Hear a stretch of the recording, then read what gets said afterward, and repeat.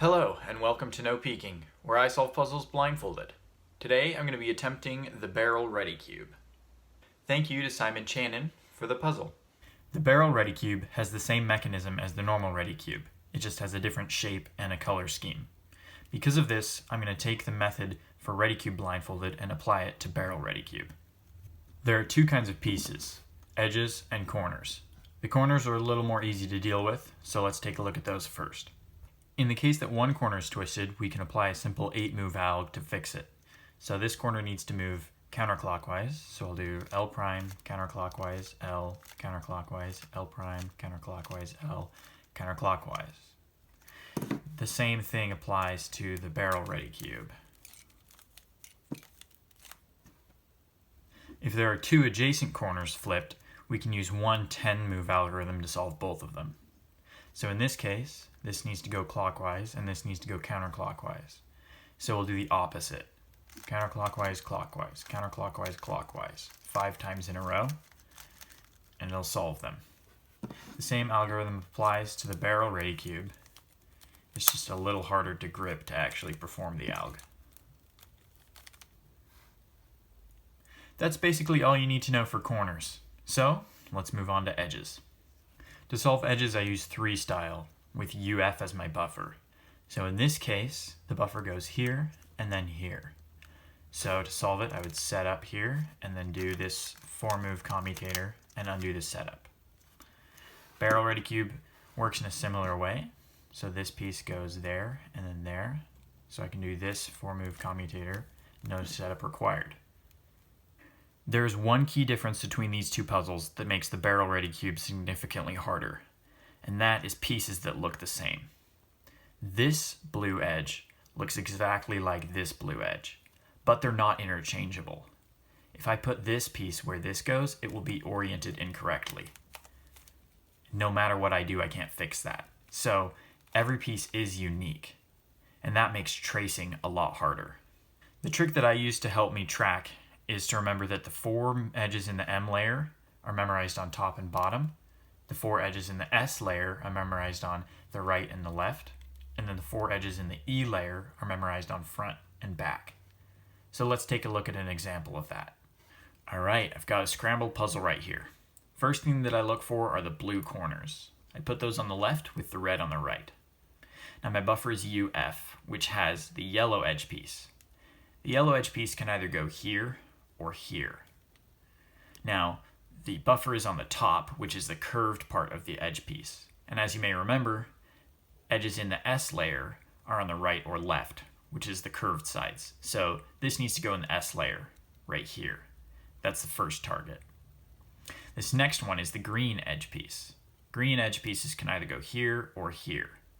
Once again, this is the curved part, not the flat, which means it needs to go in the S layer. So this is the second target. This next one's pretty easy. All the edges of this shape are in the E layer, so it's going to go somewhere in the E layer. And the blue has to be between the blue corners, so it's right here. This is the third target. But now, which side do I pick for the fourth target? Well, all the pieces in the E layer are on front or back, so I pick this, which is the flat side of the green edge. We already used this green edge, so the only one left is this. And that's sort of how I track through Memo. I've made a lot of mistakes and DNFs from tracking the wrong side of the piece, so it just really takes some practice to get used to the way that the color scheme is laid out. So that's all you really need to know for execution. Now I'll briefly go over memorization.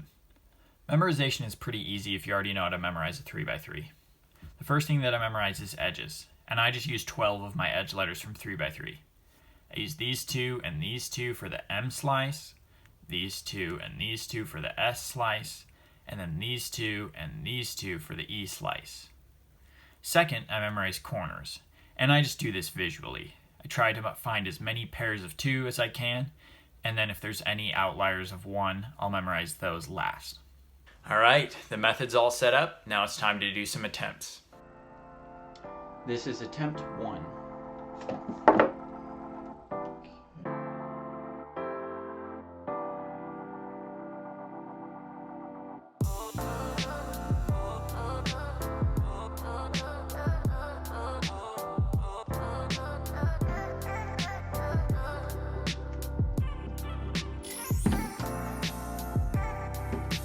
Yeah!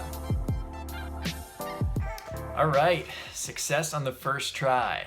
I'm not too surprised by that since I've done a lot of Redi Cube in the past, and so I'm already pretty familiar with the way that this works. But it definitely could be faster, so I'm going to try to do this some more. My goal is to get under a minute.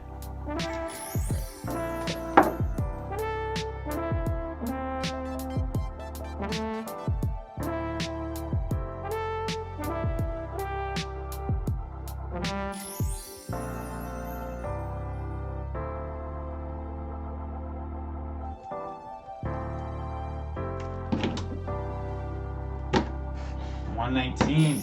Not bad. Oh, barely.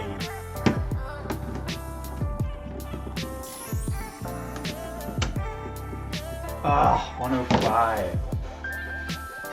So close.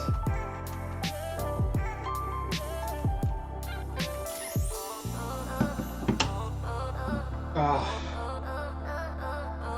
102.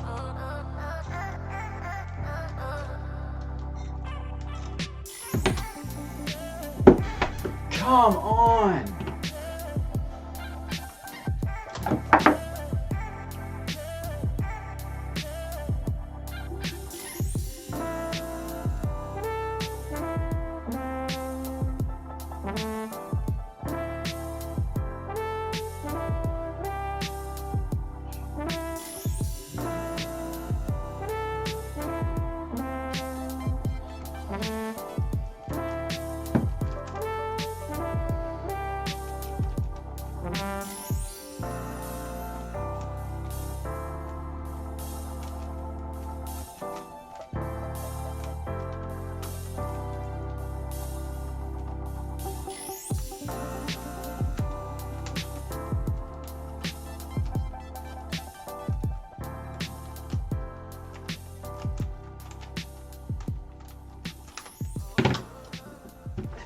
What?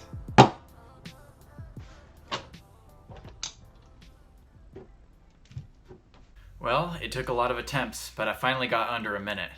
After getting that 102 and the 101, I was expecting my first sub-minute to be like a 59 or maybe a 58, so I'm stoked that I got a 51 on that. Thank you for watching, and let me know what puzzles you'd like to see me solve blindfolded.